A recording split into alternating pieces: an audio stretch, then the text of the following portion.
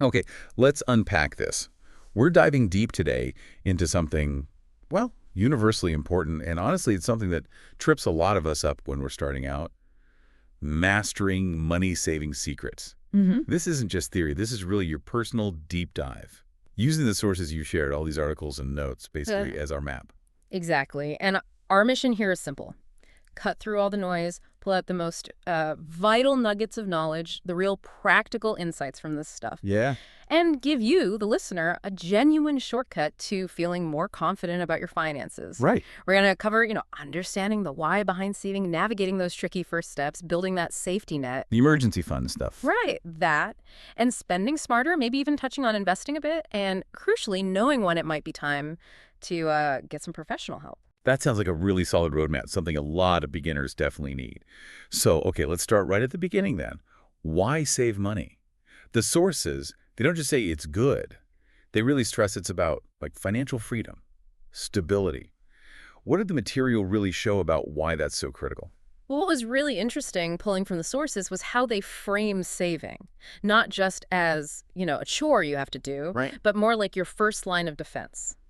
And your launch pad for everything else. It's your shield against the unexpected things life throws at you. Like the car breaking down or a surprise medical bill, stuff like that. Exactly that stuff. Having those savings means you don't have to suddenly scramble, or worse, get pushed into really high interest debt. Yeah, it stops a small hiccup from becoming a huge financial mess. Precisely. And it's not just defense, right? It's the foundation, the absolute bedrock for any kind of future financial growth.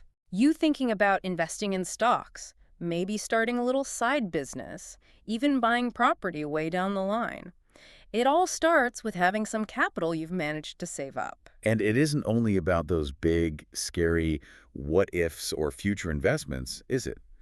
The sources also mentioned how saving just helps you achieve your life goals. Yeah, the positive side. Like that vacation you've been dreaming about, or saving up for a wedding, or finally buying that, big ticket item you've wanted.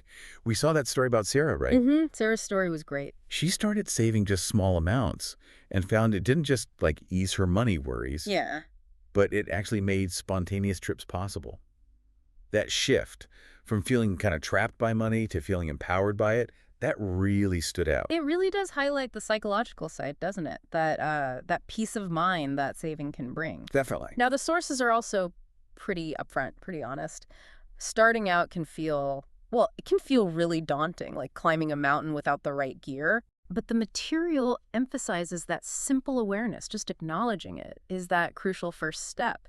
So what were some of those common hurdles for beginners that the sources pointed out? Oh, yeah, there were a few very relatable ones. First off, just often a lack of basic financial knowledge. A lot of us just weren't taught this stuff.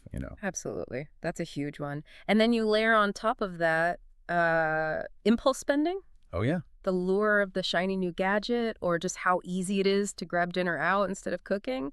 It's designed to be easy, and it can totally derail your saving plans before they even start. Or sometimes you have the motivation, but you just kind of freeze because you don't know how to start. Like, how do you actually track expenses? What's the very first thing you do? It feels overwhelming.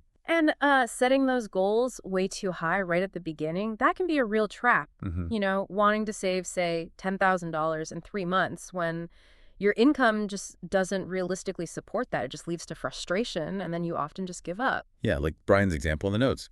He aimed high, wanted that $1,000 saved fast, but kept getting tripped up by the small stuff, impulse fast food, little entertainment buys. Exactly. It showed how those foundational habits, the small things, often matter more than setting some super aggressive target right away.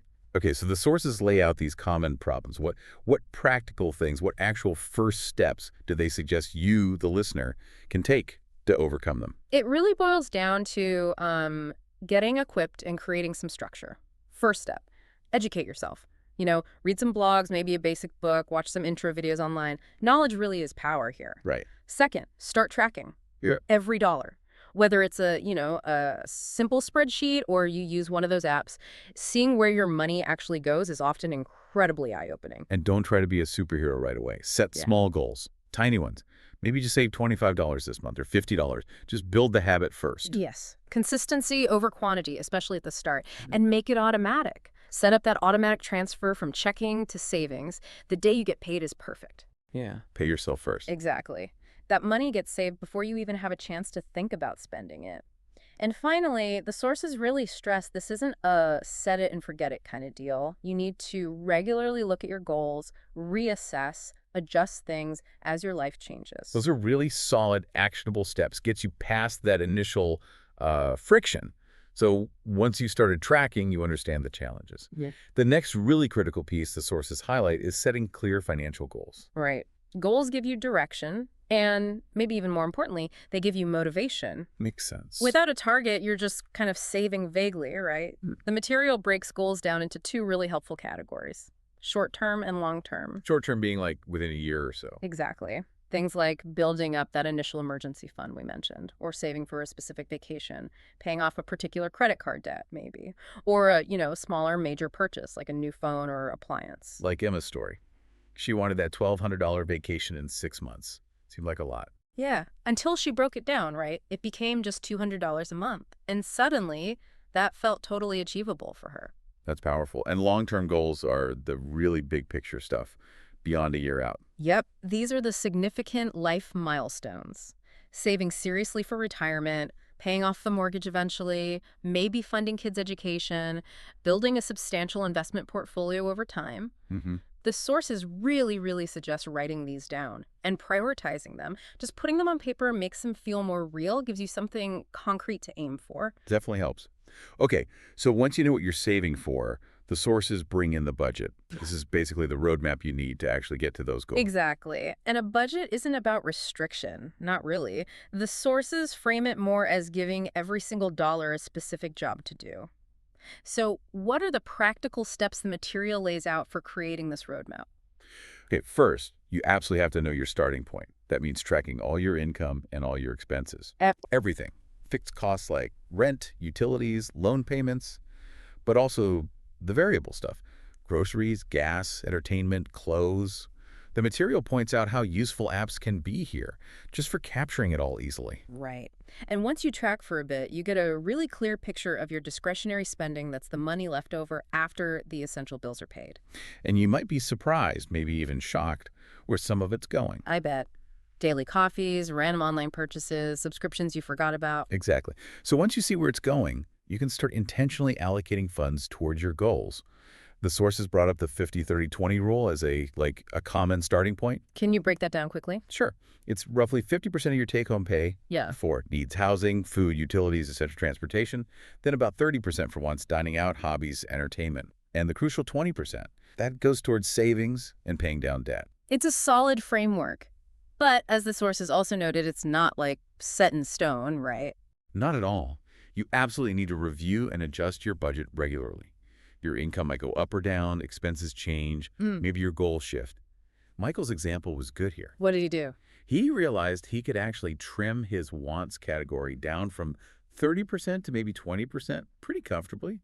And suddenly, boom, he's accelerating his savings without feeling totally deprived. Nice. And the material also kind of gives you permission to be human. If you blow the budget 1 month, don't just throw your hands up and quit. Just, recalibrate for the next month. That flexibility is so important. A budget should empower you, not make you feel like a failure. Okay, now the sources really dug into how to track those expenses effectively. They said it's fundamental, really, to making the budget actually work and staying on track. Yeah, they definitely leaned into technology here, highlighting how much easier budgeting apps and online tools have made this whole process. What were some of the specific apps they mentioned? Any standouts? Yeah, a few. Mint came up, known for linking all your accounts, automatically categorizing spending, letting you set budgets, sending alerts. Okay. Then there was YNA, You Need a Budget. That one was presented as more proactive. Like, it forces you to give every single dollar a job before you spend it. Can be really educational for changing your mindset. Interesting approach. Any others? Pocket Guard was mentioned. It focuses on showing you you're safe to spend money, basically what's left after bills and savings goals are accounted for. Kind of simplifies things. Mm-hmm. And Good Budget uses a digital version of the old envelope system. So you get these strong visual cues about how much money is left in, say, your groceries envelope or your entertainment envelope. It sounds like there's a tool for pretty much any style or preference, which is great. Totally. And that anecdote about Jenna, remember, feeling liberated using Y&A on her phone during a busy day, just quickly tracking things. That showed how these tools fit into real life. Yeah, convenience matters. So once you pick a tool, how do the sources suggest using it most effectively? What are the tips? Well, first, customize it. Don't just stick with the default categories. Set up ones that actually reflect your real spending habits. Makes sense. Get into a regular rhythm for reviewing transactions. Maybe sit down once a week, check for errors, see how you're doing against your budget before the month ends. And catch things early. Exactly. And use those alerts. Set up notifications for upcoming bills or when you're getting close to your limit in a certain category. Those little nudges can be surprisingly powerful. Okay, so tracking tells you that you spent money and maybe where, but the sources also push deeper, stressing the importance of understanding why and where your money is really going on a more analytical level. How do you get that clarity? Yeah, this is where you move from just logging to actually analyzing. Mm. Look at your spending patterns month over month. Are you always overspending on, say, dining out or maybe those subscription services? Finding the trends. Right. The sources included that visual example, seeing a pie chart where maybe housing is 35%, transport 15%, food 20%, entertainment 10%, and whoa, savings is only like 20%. Seeing it laid out like that can really make you stop and think. It can definitely expose those triggers for impulse buys too, right? You might notice, I always seem to order takeout when I'm stressed, or I buy stuff online after scrolling Instagram. Totally. And it forces that crucial reassessment of needs versus wants. Laura's example was perfect here. What was her realization? She realized she had signed up for a bunch of streaming services and app subscriptions over time, and many of them had become wants. She barely even used anymore, not needs. Canceling them freed up a surprising amount of cash each month. Simple but effective. And the sources also kind of humorously suggested tracking the small stuff too, keeping a little diary or using an app just for coffees, snacks, vending machine stops. Because those little leaks can really sink the ship over a month. They add up fast. It all comes back to being more mindful, doesn't it? Making sure every dollar is working for you, aligned with your goals. Exactly. Okay, let's shift gears slightly and talk about maybe the most fundamental layer of financial security the sources discussed, building that emergency fund. Ah, yes, the safety net. This part of the material was really compelling. They framed the emergency fund as absolutely vital, your ultimate peace of mind generator. Its importance just can't be overstated. Why is it so vital, according to the sources? Well, it's pure financial security, first and foremost.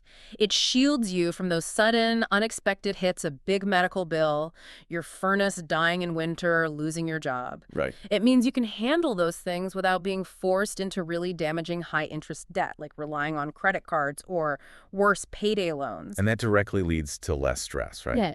The source material had that story about Tom. Mm-hmm.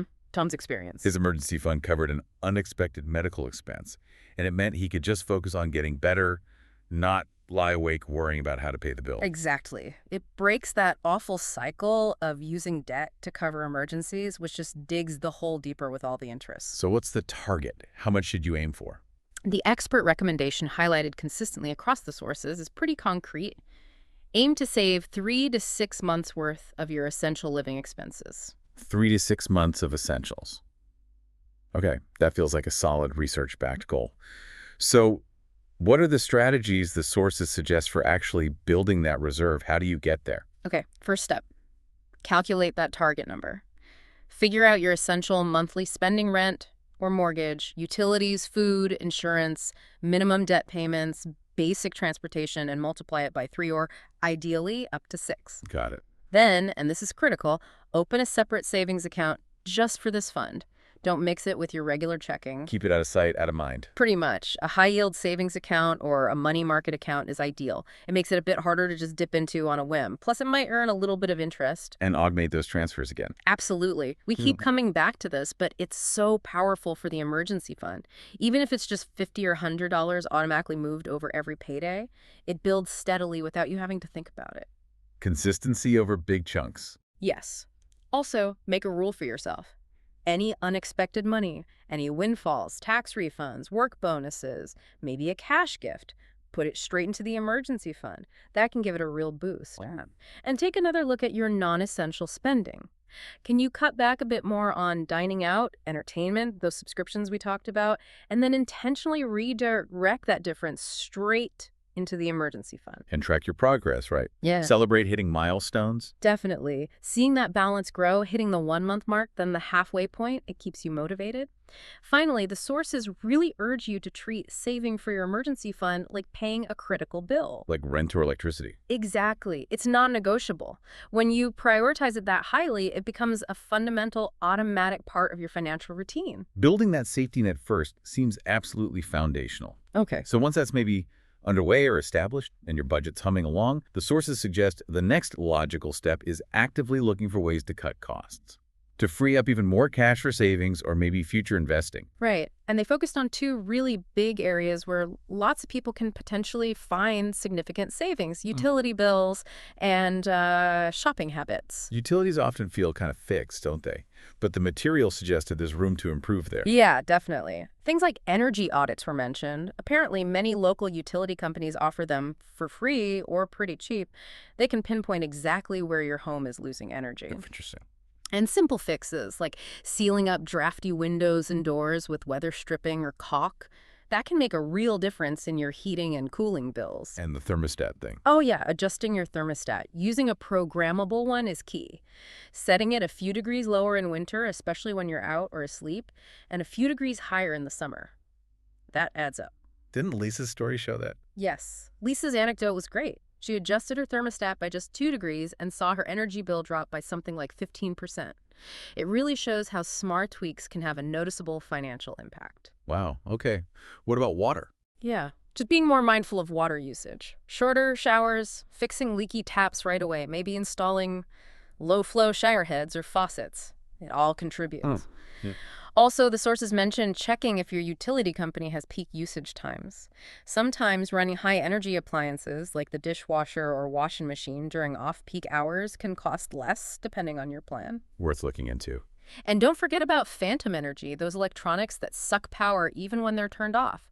Unplugging them or using power strips you can switch off actually helps. Those are great practical tips for utilities. Okay. Now let's switch to shopping habits.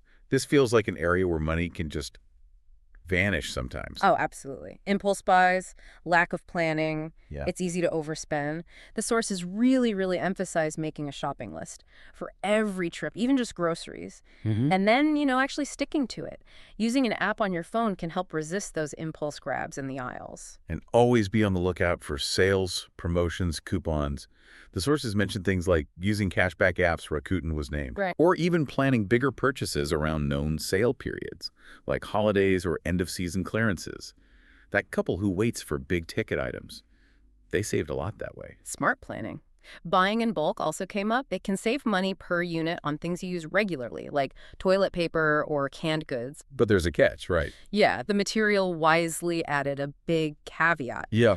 This only works if you will genuinely use the entire quantity before it expires or goes bad, and if the price per unit is actually lower.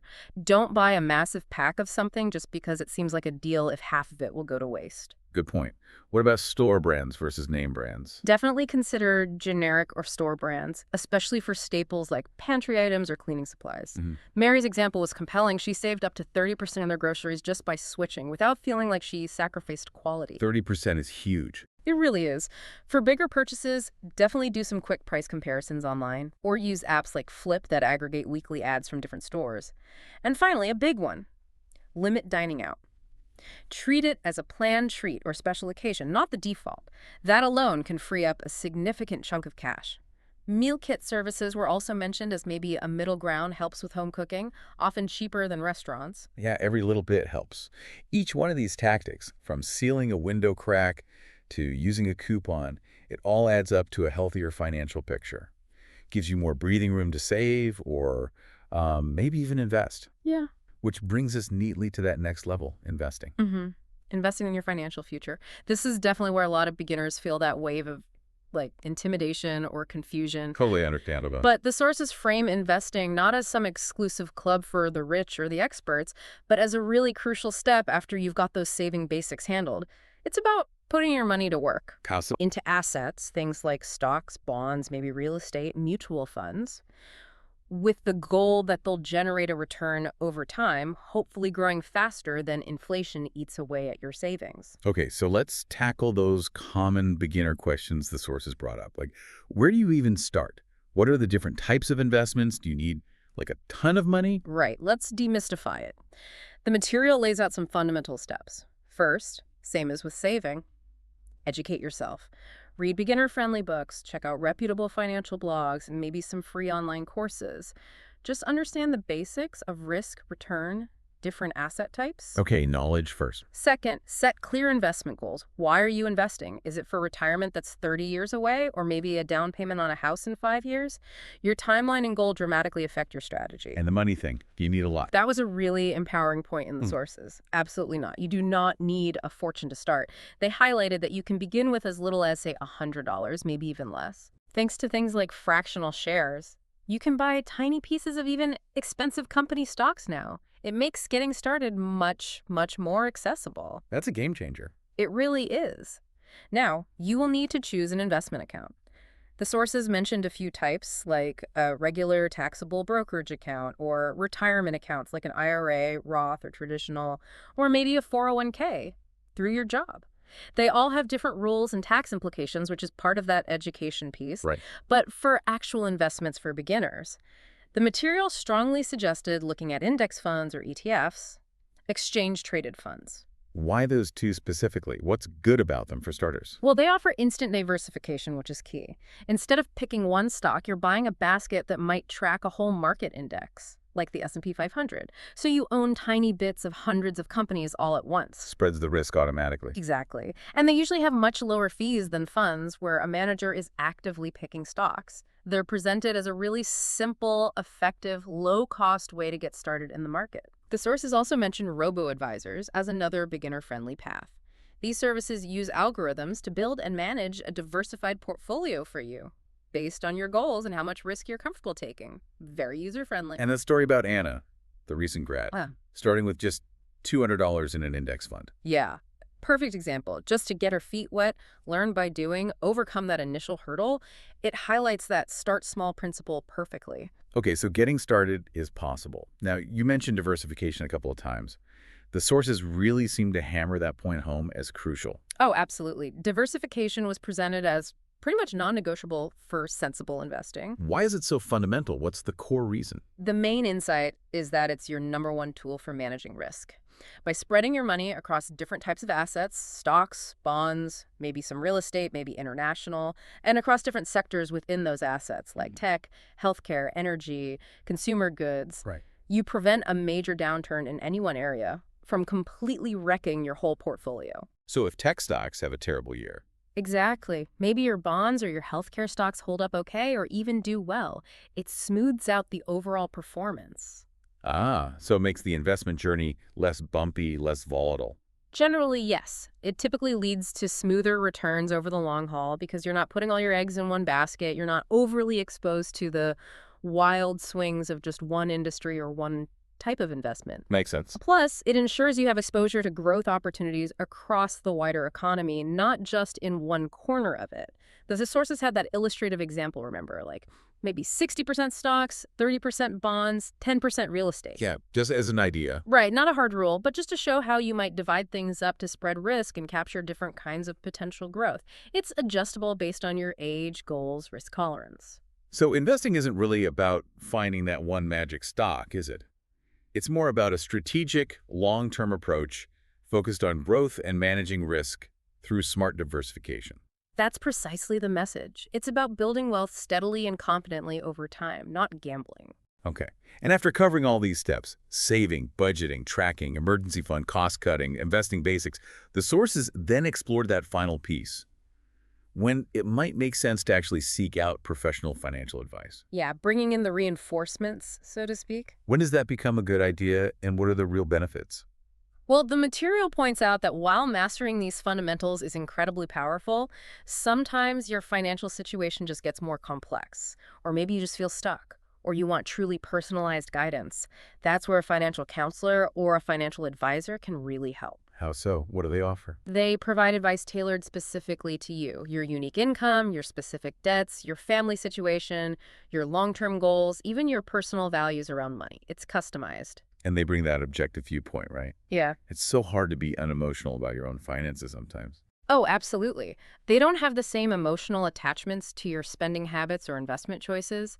They can offer comprehensive financial planning, looking at the whole picture budgeting, debt management strategies, retirement projections, investment allocation, insurance needs, estate planning, the works. Wow, okay. Plus, good ones provide educational resources too, helping you understand things better. And maybe most importantly for some people, they provide accountability.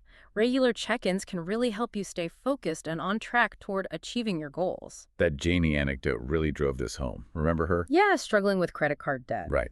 Felt overwhelmed, sought counseling, and with the advisor's help, she learned to budget effectively, created a clear debt repayment plan, actually started saving consistently, and made real progress cutting down that debt. She credited the advisor's structure and accountability. It's a great illustration of the potential impact. It can be transformative when you find the right help for your situation. So if you, the listener, are thinking this might be beneficial, what factors should you consider when choosing an advisor? What did the sources recommend looking for? Okay, several key things. First, check their credentials. Look for professional designations like CFP Certified Financial Planner or maybe CFA Chartered Financial Analyst. These signal rigorous training and adherence to ethical standards. Important. What about how they get paid? Crucial to understand their fee structure. Do they charge an hourly rate, a flat fee for creating a financial plan, or do they charge a percentage of the assets they manage for you? The sources often suggested looking into fee-only advisors I feel. because their compensation comes directly from you, the client, not from commissions they earn by selling you specific financial products. This generally helps align their interests more closely with yours. Good tip. Anything else? Assess their specialization. Does their expertise match your needs? Some focus on retirement planning, others on investment management, others on helping people with debt. Find someone whose focus fits your situation. And definitely schedule an initial consultation. Many offer a free first meeting. Use that time to ask questions, understand their approach, their communication style, and honestly, just see if you click, see if you feel comfortable. Yeah, that comfort level is key. Absolutely. Ask for references or testimonials if possible. And ultimately, the sources stress trusting your instincts. You need to feel comfortable and confident discussing very personal financial details with this person. So choosing the right advisor is really about finding a trusted partner for your specific financial journey. Exactly. It's another tool, another step in empowering yourself financially. Wow. Okay, we have really covered a huge amount of ground in this deep dive, pulling all this from the material you shared with us. Started with the fundamental why of saving, navigating those initial hurdles.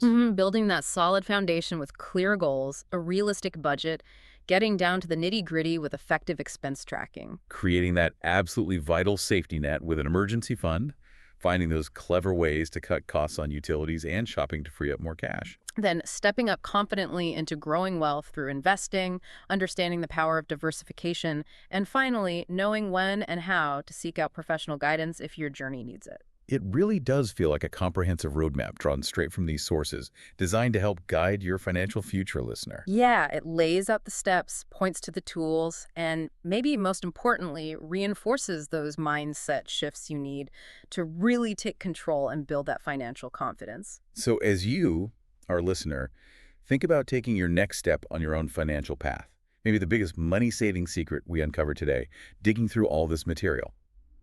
Maybe it isn't just one single trick or tactic. What is it then? Maybe it's the ongoing commitment, the commitment to truly understanding your unique relationship with every single dollar and just being consistently proactive about taking care of your financial wellness. Something to think about.